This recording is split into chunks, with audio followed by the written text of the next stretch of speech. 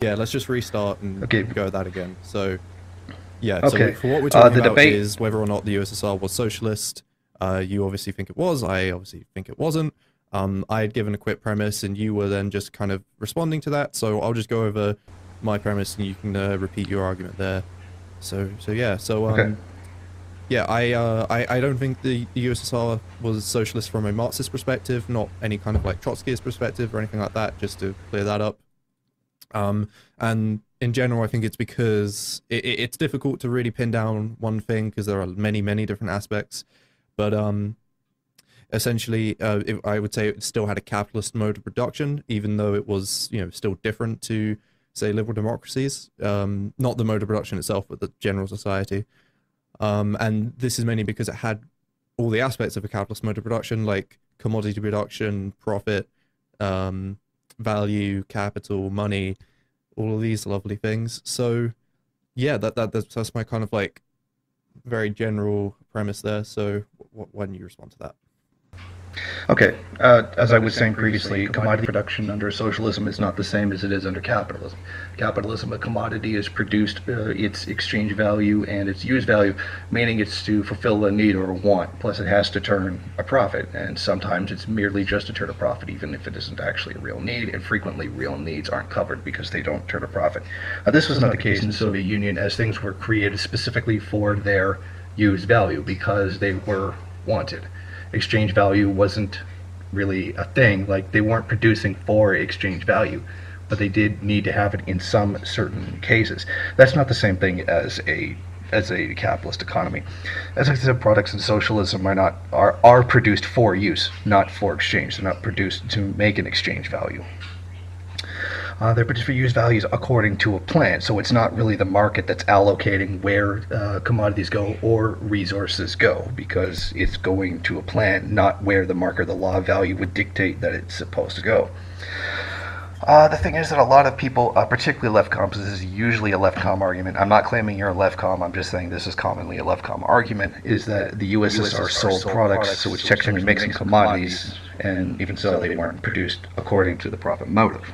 So I would say that, considering that the law of value was not the determining factor which would make it capitalism, producing commodities under socialism doesn't make it capitalism. Okay, so I mean, yeah, there's a lot to go over there, so I'll just kind of hopefully hit your main points, and if I miss anything, let me know.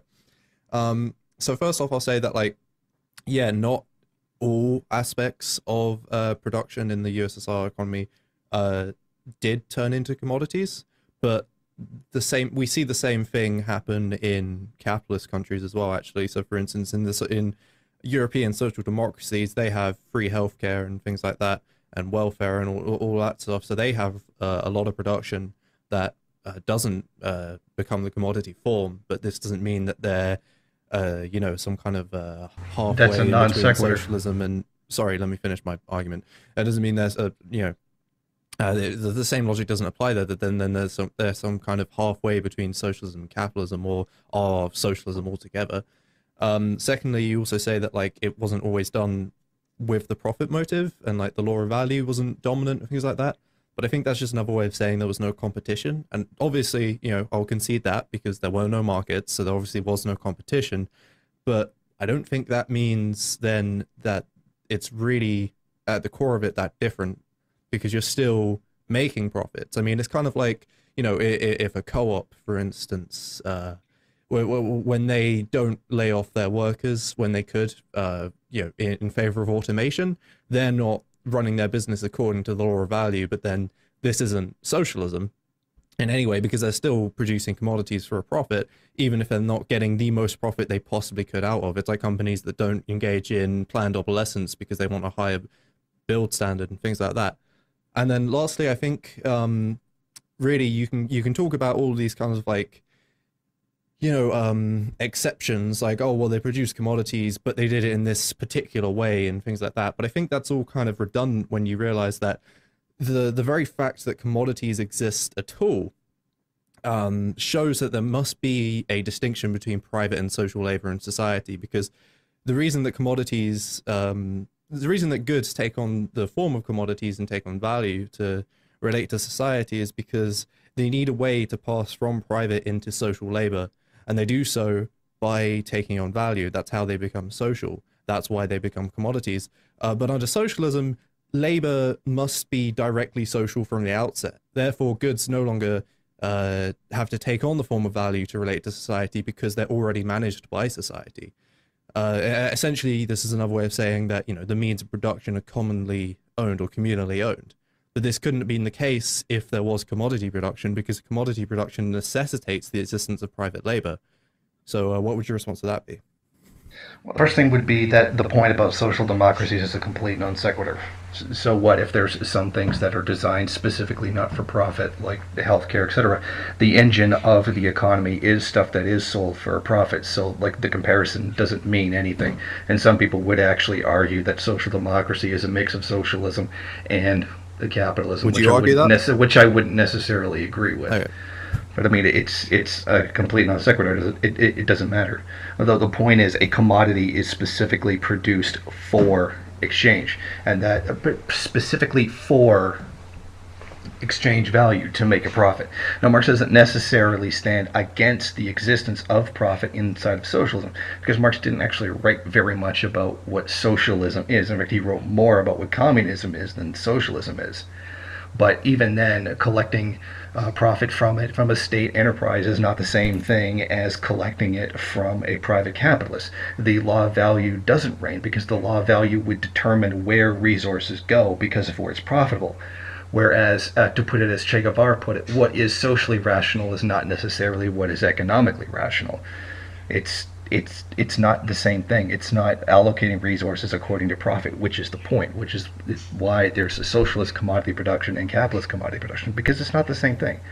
And even the stuff about social labor isn't necessarily even relevant under socialism itself. That's really more communism. And even then, it doesn't even change what the point of commodity production under socialism is. Okay, so first off, I would say that Marx did have a problem with the existence of profit in socialist societies, because profit is a consequence of surplus value, and surplus value, well, if surplus value exists, then obviously, there's value. And I think Marx says quite specifically, almost in Critique of the Gopher program, one of the few places where he does talk about lower phase and higher phase communism, which, by the way, he never made a distinction between socialism and communism. Socialism and communism are two different things. Well, for Marx, they're not. Like he never made that distinction. No, that's not true. No, that's not true. Really? Communism is a mode of production. Socialism is a transitory period between the two. No, he never said that. No, because do you want the quote? I'd love a quote. Yeah. Okay. Between the capitalist and the communist society there lies the period of revolutionary transformation of one into the other. Correspondingly, this is also a political transition period in which the state can be nothing more than the revolutionary dictatorship of the proletariat. Yeah, whereas so he does very specifically say that in communist society there's no Critique state. of the Gopher? So that's that at no point does he use the term socialist there. So like I totally admit that there is a transitionary period between capitalism and lower phase communism, and that is the dictatorship of the proletariat. But that Marx never said that this phase was socialism. That's something that Lenin introduced himself. And personally, Either way, even if that were true, that's something that Lenin invented, which I don't believe that it is true. It would be an irrelevant point. Okay, well, I figured I'd bring it up because that's something you were saying. So I just wanted to say, from the Marxist perspective, that coming from that angle, I don't think it makes sense to use that term. But anyway, No, that is the Marxist perspective. Anyway, I'll just continue what I was saying there. So Critique of the Gopher. Well, actually, because obviously I would say that Marx did have did say that in lower phase communism there is no value, and hence there's no profit and things like that, and there's communal ownership in the means of production and blah blah blah. But it seems to me that you're saying there's socialism, which is the dictatorship of the proletariat, and then there's lower phase communism, and that's what Marx was talking about. And then the USSR never got to this point. Is that what you're saying? I would say that the Soviet Union did not reach communism. No, it did not.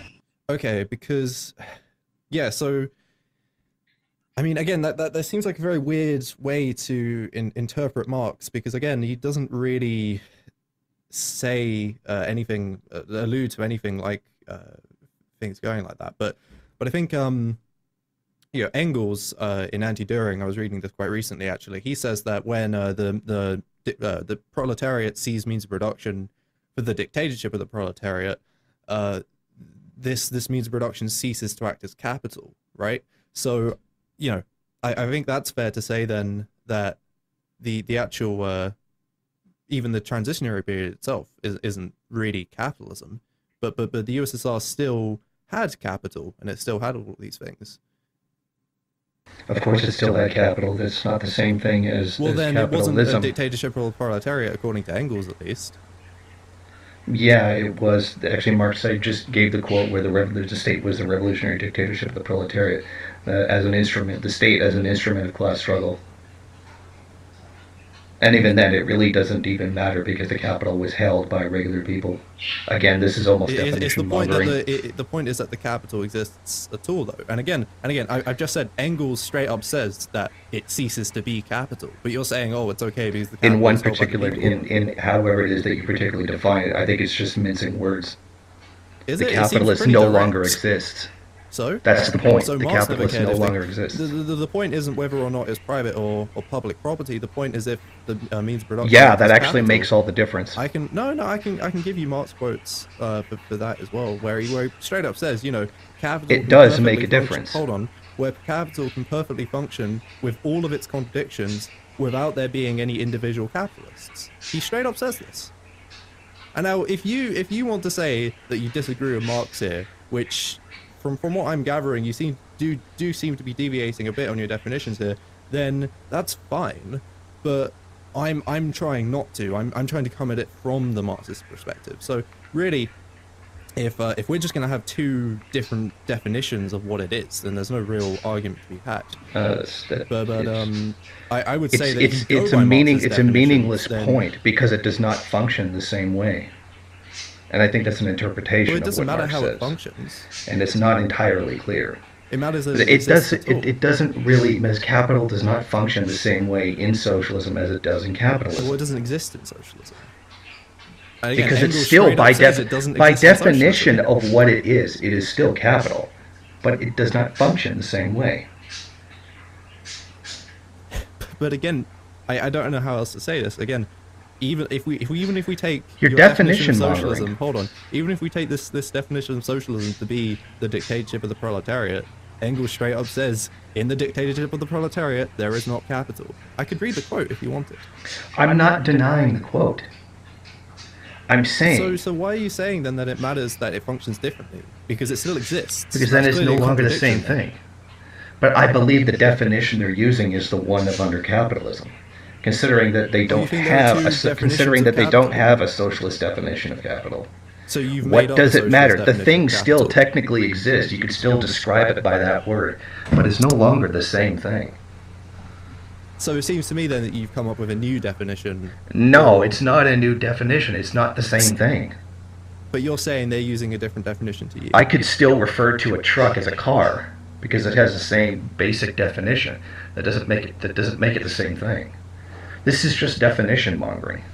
The law of capital doesn't reign under socialism, so even if it is capital or not, is irrelevant. It is relevant, and I think definitions, when you're trying to stick to a theory, are definitely relevant. Because if we start changing definitions, then the whole theory kind of falls apart. Because it isn't the same thing. It wouldn't follow the same definition. Well, it is. I don't see where you're getting this idea that they change. I don't see where you're getting this idea that it's the same thing. Because it's capital. Okay, it's just, so what's it's the just definition a word. of capital for you? Because for me, it's, you know, things that increase its own exchange values. You know, money and flux. You know, so I don't see. So when the system's not based on increasing exchange value, what does it matter? Sorry. So when the system's not based on increasing exchange value, what's the point? Well, then capital couldn't exist. Because if it's not increasing it, I mean, the thing that they describe as capital still exists. To understand is that what happened under the USSR was that exchange values were increased because, of course, they were, because human labor was, you know, carried out on goods, and then these were sold, but the actual surplus value was then just, you know, put back into society, like free healthcare and things like that. But that doesn't, you know, that's all well and good. That's better than liberal democracy, but that doesn't mean then that capital still doesn't exist as something that's increasing its own exchange values. It's just changing where that increased exchange value, where that surplus value actually goes. And again, I'm not aware of at any point Marx or Engels saying, well, actually capital is okay if it's just handled in this very specific way. I think because again, you're going by the definition. It doesn't even necessarily follow that definition that you gave. It doesn't. Well, if it doesn't follow that definition, then it's not Marx's definition, and then again, there's no point having this conversation because we're not working. Then I guess it isn't even capital. I'm sorry? Then I guess it isn't even capital in that case. How is it not capital? Because it doesn't increase. Do we agree that this is Marx's definition? I agree that that's Marx's definition, but that's not necessarily what you're describing as being capital. Okay, how? But you said it was designed for the increasing the exchange value. That's not the point. That's not the point of a socialist society. It's not the point of a planned economy. So what? Well, then it still exists. Whether or not people are intentionally thinking it's the point. Okay, so basically what we're saying is that it exists in an entirely different form. It doesn't work the same way, but it's still the same word, so therefore it's the same thing. Is that the surplus value goes to different places. Instead of being pocketed, it goes back into society, but it's still the effects of capital, according to the law of value, do not operate in the same way. So basically you're saying, well, you could use the same word to describe it, so therefore it's the same thing. It isn't. Like a co-op decides your definition, put their surplus a co-op is a terrible example. Is that socialism? Like, it's the same logic. No, it isn't. I know it's not. Like, it's the logic that you're using. No, it isn't the logic I'm using. You're deliberately obfuscating this. I mean, I don't really know what else to say, because... No, I don't know what else to say either.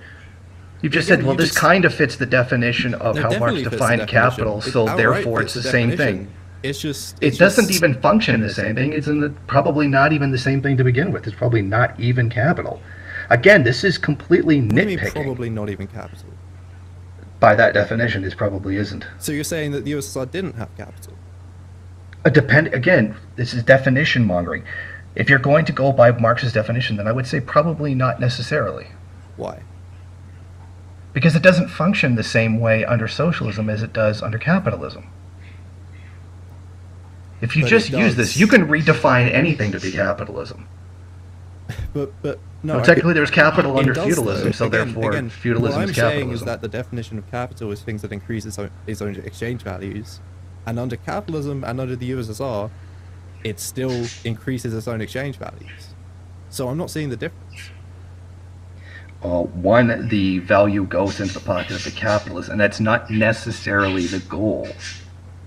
It's not the law of value determining it to go into that direction. So I don't know why you're not seeing the difference. I mean, that is a difference. You're just saying still capital doing the exact same thing. There you go. You just said it. That's not necessarily what it is. Therefore, it's the same thing. Previously, that it wasn't pocketed by capitalists, but I'm saying that's a separate thing from how capital functions. You're just talking about how the profit is divvied up. So it doesn't work the same way as it does in capitalism, but it's still the same thing.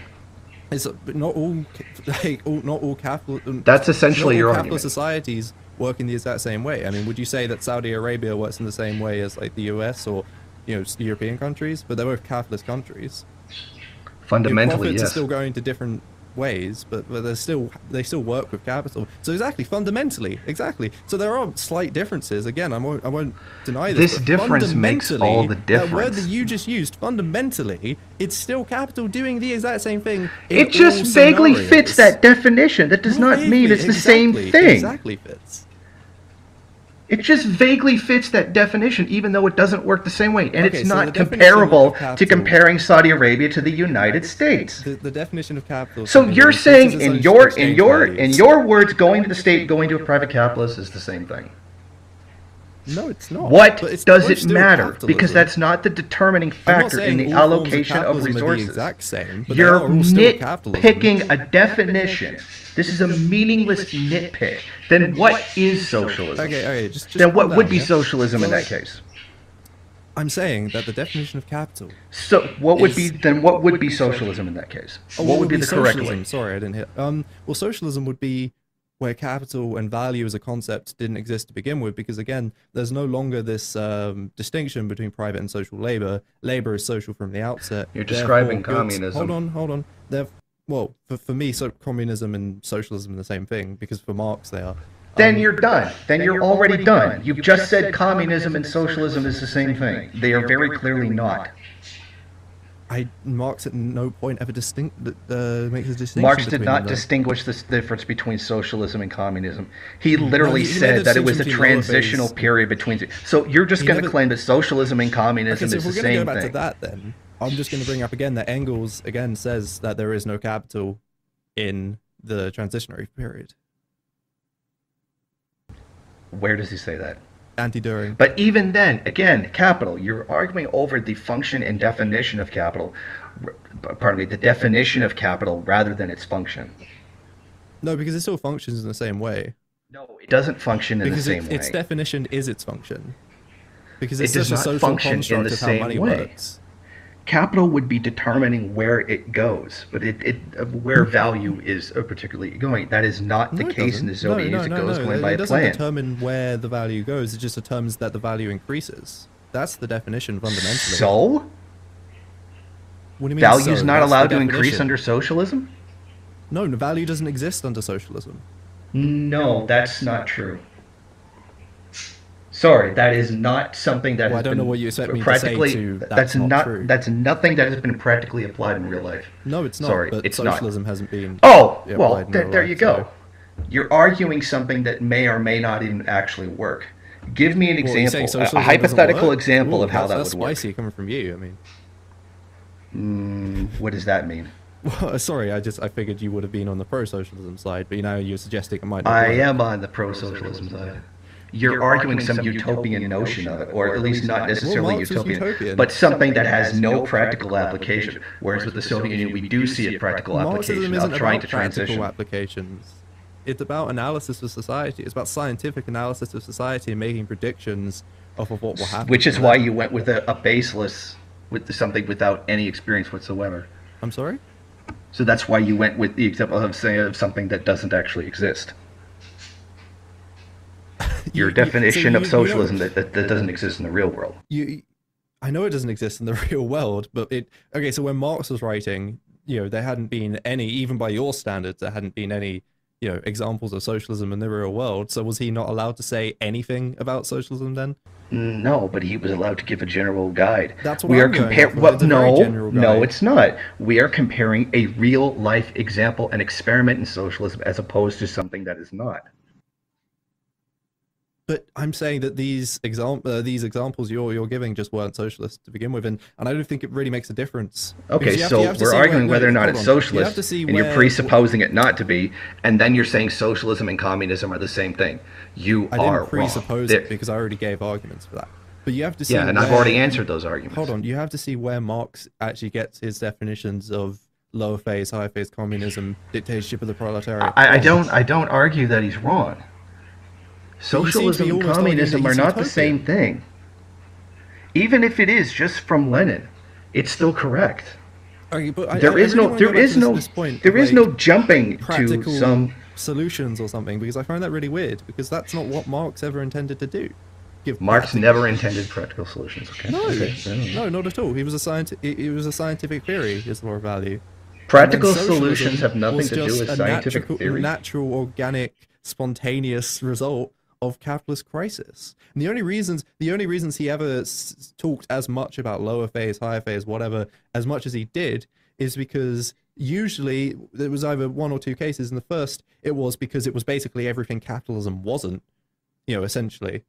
And that's all we really had to base it off of. It was saying, well, this is what capitalism is, and then we're going to be going to a new mode of production. So really, all we can say is that it's not this, and that's as far as you can get. unless you want to go with the labor vouchers. And the only reason Marx ever went as far as to talk about labor vouchers is because, again, he didn't think this is what we should do as a practical solution. He thought it's what people would do, what felt natural to them at the time, right? So this isn't about practical solutions. This is just saying what he predicts will happen scientifically.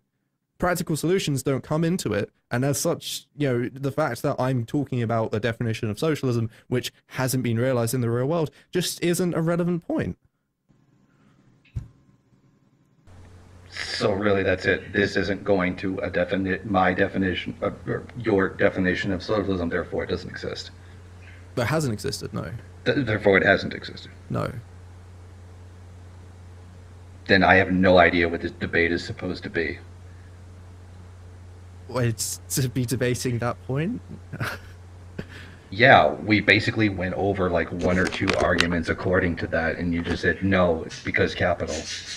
Only so far. I mean, it's ridiculous. Say that, you're comparing what would be capital in capitalism to socialism when it wouldn't even function the same way and doesn't even necessarily have the same function. It does function the same way, though. I don't know it doesn't. How simple to put it. Because it doesn't function in the same way. A distribution point, but I'm coming at it from a production point. And I think that's when you're talking about a mode of production.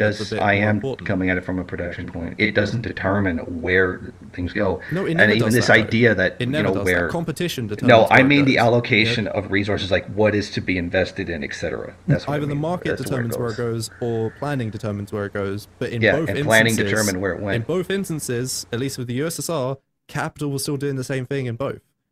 Okay, so you're saying that we're going to different places. If the market tells it where to go, or the state tells it where to go, it's therefore still capital and still the same thing.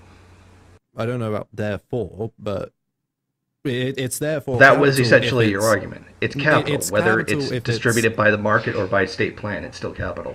If it's doing what capital does, which is increasing its exchange values, then yes, regardless of whether this is a meaningless nitpick. So who cares if there's an increase in value? Of course, there's an increase in value. That's what commodity production does. Exactly. It takes something and adds more value to it. Exactly. There you go, and that's why the USSR wasn't socialist. What? So I'm not supposed to have a shovel? I'm supposed to have a lump of steel? Of course, if you apply, of course it increases in value when you turn to commodity. Sorry, a commodity increases something in value, hence the labor theory of value, whether it's socialism or capitalism. You're arguing an unimportant point. You're arguing a point that doesn't mean anything. Of course it decreases in value. You've just applied labor to it. Even if you apply constant capital to it, you've increased its value. So let's talk about where value comes from then. So value comes from when... Okay, so we're moving on to another. So value is objectified human labor power, right?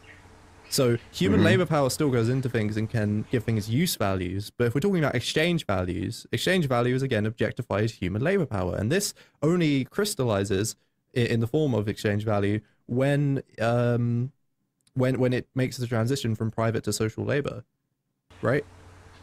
Keep in mind that exchange value is determined by not just the commodity itself, but by the market, which the market now no longer exists. It is according to a state plan. No, not at all.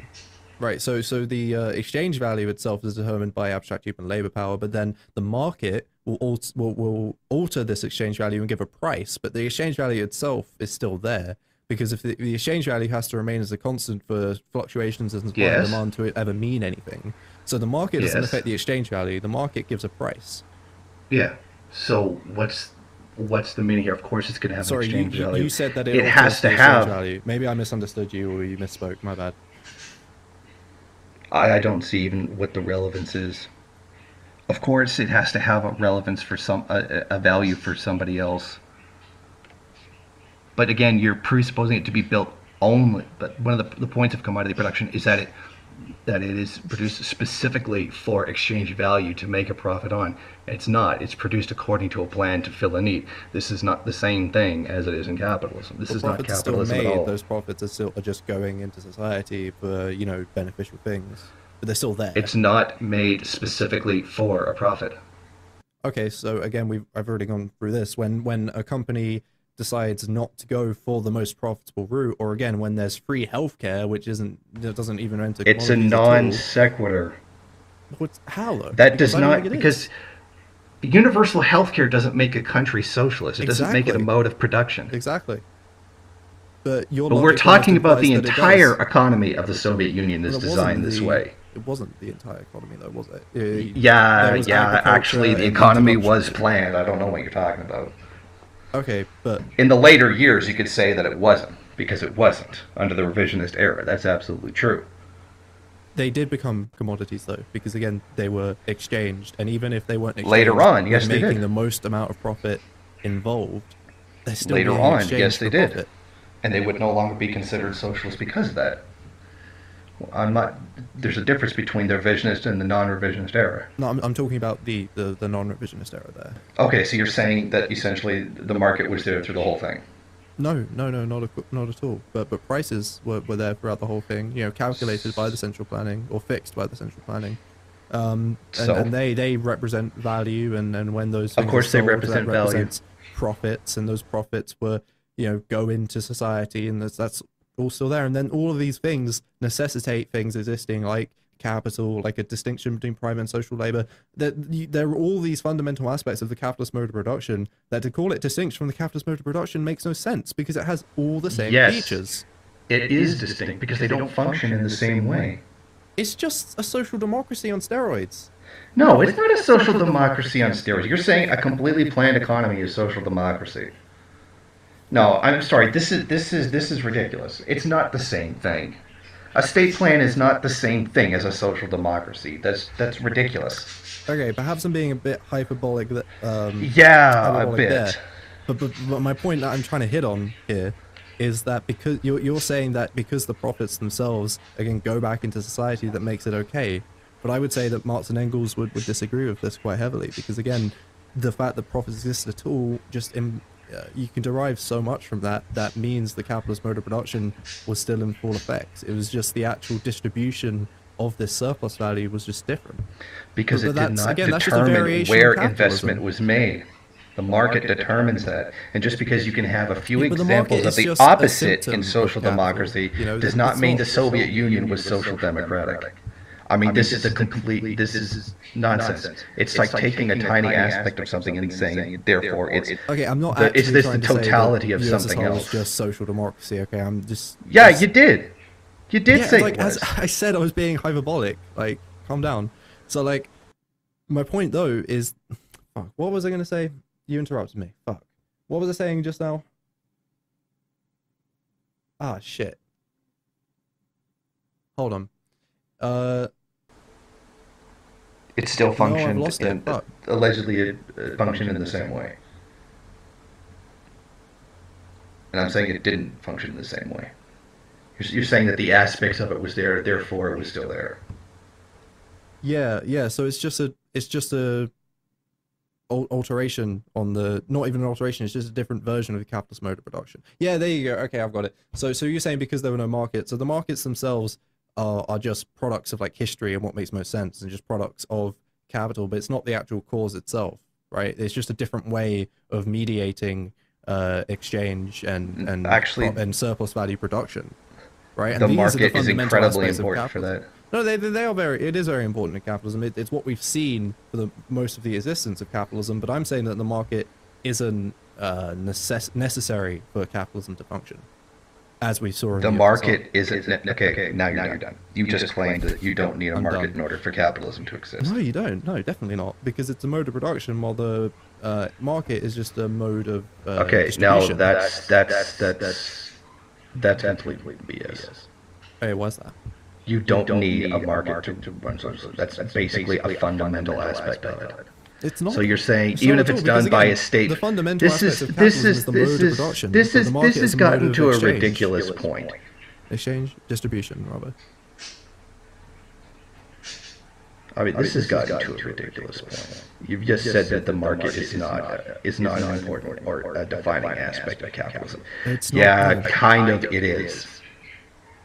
No, along with private property, yeah, it kind of really is. And even then, the market was basically abolished under the revolutionary, not the revisionist era of the Soviet Union. That's Yeah, why it went by a state plan. But that's not the point, because the features of capitalism are, you know, value, generalized commodity production, capital.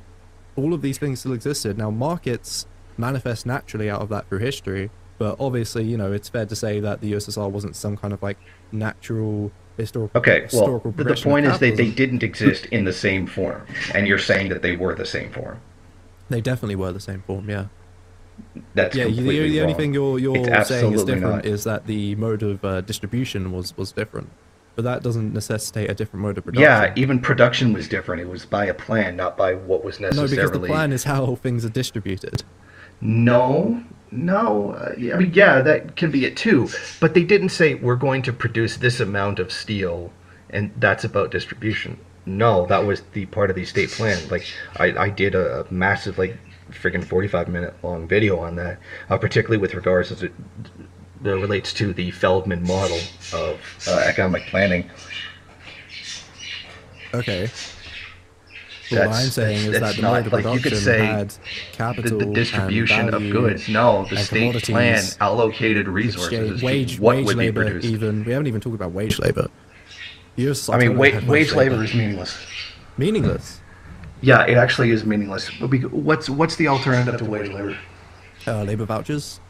Labor vouchers. Absolutely wrong. I was actually really prepared for that one. Oh. In the poverty of philosophy vouchers, where Marx discussed it, they were traded by people and higher values were sold off. I mean, how do you know that this labor value is your value and not assigned to someone else? And if that's the case, a labor voucher is only an equivalent to something, and that would be an amount of labor done, right? That would be the point of a labor voucher. Yeah. So the same thing would be money. No, God, not at all. Because, okay, so money circulates. Money is a form of commodity. It's how commodities express themselves in other commodities.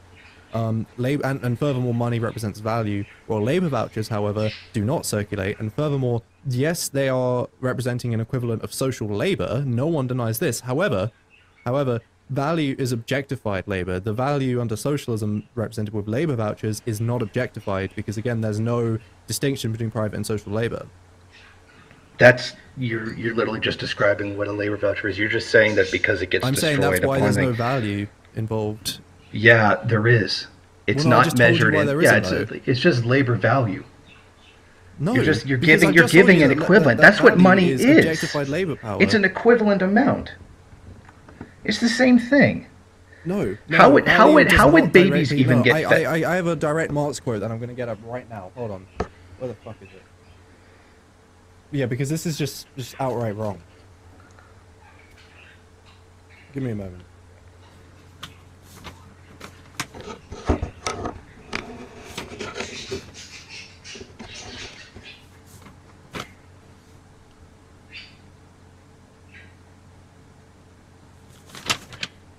I have to look it up online. But sorry, Marx outright says that, you know, abstract labor power is the substance of value, but it's not value itself.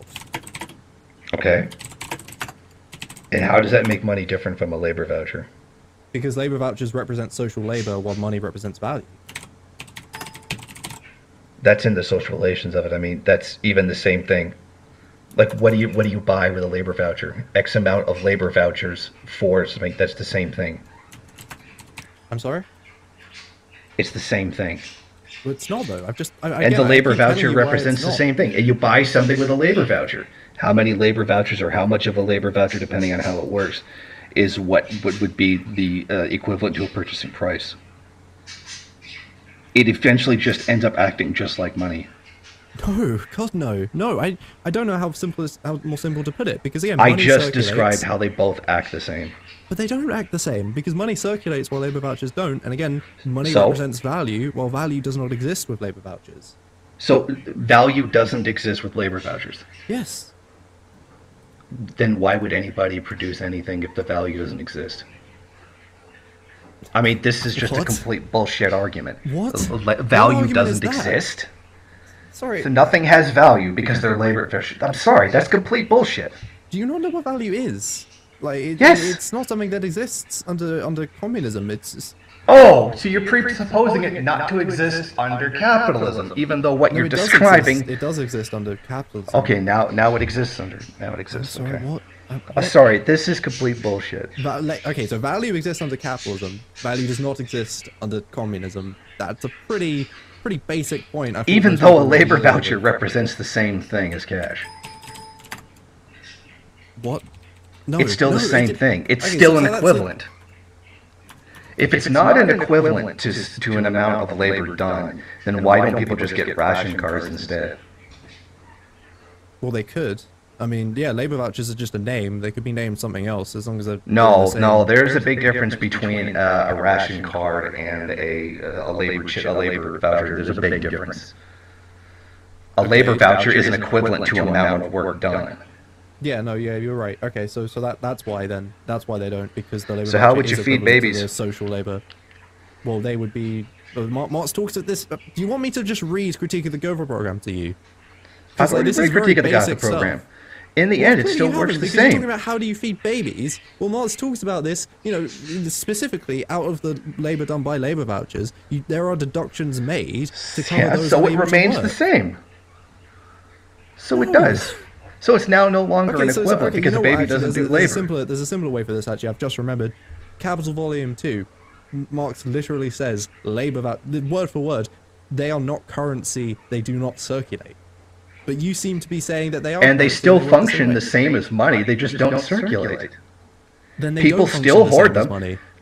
In The Poverty of Philosophy, when he answers Proudhon about labor vouchers, he essentially says the same thing. Value, which you just can't seem to get your head around. And like this whole debate, I've been bringing up why value doesn't exist, but you almost seem to be ignoring You're just saying that it doesn't exist. Human labor creates value. You're just saying, well, it's not labor because it's socialism. And we know it's socialism because they have labor vouchers. And labor vouchers don't represent value because it's communism. This is almost circular reasoning. Sorry, this was a massive waste of time. This was, I mean, the 30 minutes is up. You nitpick definitions. It's basically your entire argument, and then just deny that labor vouchers end up acting the same way as cash does, even when the example of the Catalonia even had the similar problems. I'm sorry, this was complete bullshit. No, I'm not saying you did. I talked about definitions so much is because I'm trying to show that you don't actually think it was socialist according to Marx's own definitions. That's why definitions might be a bit important there, Jason. And furthermore, no, you see, that's not the point I was making. The point I was making that it doesn't fit the definition you were giving. This isn't even something that other like Marxist-Leninists it's not the same thing. This is like something uniquely dumb to you. Capital under socialism is not the same thing as under capitalism. It does not function the same way. It does not work the same way. It is not the same thing. Here I found the quote. There we go. Okay, so in Capital, Marx says human labor power in motion or human labor creates value, but is not itself value. It becomes value only in its congealed state when embodied in some form or object. So, like the thing being produced? Yes. So things aren't produced with labor vouchers? I'm so... What? They become embodied in the things that are produced, which would be the commodities, or whatever title you want to give them. Yeah, they become embodied when they make the transition from private to social labor. You literally just agreed with me. No, because the value ends up in the thing being produced. But with labor vouchers, there is no transition from private to social labor. So there's still human labor power imbued into the objects, giving them still abstract manifestations of it, and they still act like money. Yeah, there's still abstract labor power. Marx noted that the same problems that happen with money would still happen with labor vouchers. Not exactly the same, but many of the same problems would still exist, and they would still function the same way. And even then, how you exactly could probably do they function the same way again? Because again, you keep saying this, but it doesn't make any sense. So like, because labor vouchers only become value when they're objectified, and this occurs through the exchange of products. Still hoard them. People can still hoard them. As was the problem, some labor vouchers were worth more than others because of the difficulty of working. People were exchanging that outside of the sphere of production. You know, how do you people still hoard them, which caused a problem. It still remains relatively the same problem. Labor vouchers really aren't. I'm not for or against labor vouchers, really. There's still essentially the same problems arise. Well, you seem to be now coming at it from, again, this kind of practical solution type thing, but as I already explained, I'm reading it from Marx. Marx never tried to talk about them as some kind of practical solution. He just said, now I totally accept that they're like an imitation of money, I'm not saying that, but to say they function the same way as money is just, again, so ridiculous that I honestly don't even know what to say to it. But like, essentially so has the same character. No, like the same problems. Like the only reason it exists is because, again, it would make sense to people to use after coming from a capitalist economy to a socialist one. That's fine. But it's different from money because, again, what they're actually representing is just social labor. But this social labor hasn't become value because value no longer becomes embodied in objects because it no longer needs to. Then you're producing nothing of any value. No, like, you're not producing value. It's like no, it's ridiculous. That's exactly right. Sorry, exactly the actual experience of using labor vouchers goes against what you're saying. I'm sorry? The experience of labor vouchers being used goes against what you're saying. Well, could you elaborate? Yeah, because they still end up having many of the same problems that money did actually. Enter Spain. Okay, but now we're talking about hoarding and stuff, but that's not relevant to what I'm talking about. I'm talking about them not representing value like under capitalism. So value doesn't exist in commodities because value no longer exists because social labor, even though it essentially functions the same way. I mean, this whole debate was a waste of time. I mean, all you did was definition monger. It's ridiculous. You're going to sit there and say a country that was doing socialism is wrong because it doesn't go support your definition or your definition mongering. Look, if you want to come up with your own definitions, that's fine, but you have to accept that then you're not Marxist. It's not my definition.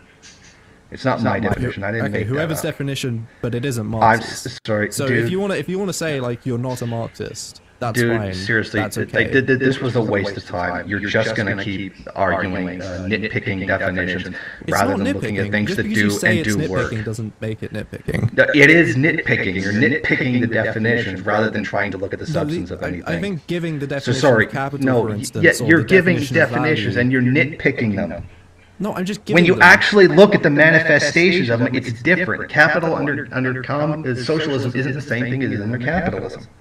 It does not function the same way.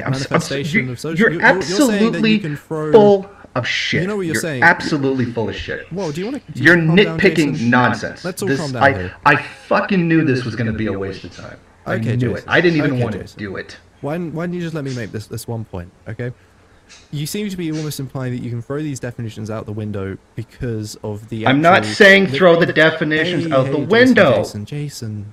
I'm saying they're not the same thing as you are trying to define them as. Alright, do you want to let me finish my point? Or go ahead. Alright, so from what I can understand, it almost implies that you're saying that we can forget these definitions when the actual practical experiences of these... socialist revolutions take place because they're just kind of what socialism meant. Sorry? False. That is not what I'm saying at all.